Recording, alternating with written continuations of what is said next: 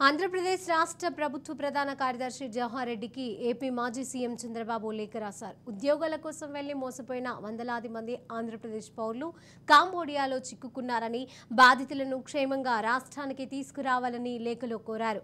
యువతను రాష్ట్రానికి తిరిగి తీసుకొచ్చేందుకు ప్రభుత్వం ఎలాంటి చర్యలు చేపట్టడం లేదని అసహనం వ్యక్తం చేశారు. ఇప్పటికైనా కేంద్ర ప్రభుత్వంతో సంప్రదింపులను జరిపి సహాయక చర్యలను స్పీడప్ చేయాలని కోరారు. కాగా కంప్యూటర్ ఆపరేటర్ ఉద్యోగాల పేరిట మోసపోయిన తెలుగు యువతతో కాంబోడియాలో బలవంతంగా సైబర్ నేరాలు చేయిస్తున్నట్లుగా ఇటీవలే వెలుగు చూసిన విషయం తెలిసిందే. ఇక నేషనల్ ఇన్వెస్టిగేషన్స్ ఏజెన్సీ దర్యాప్తులో ఈ విషయం బయటపడింది.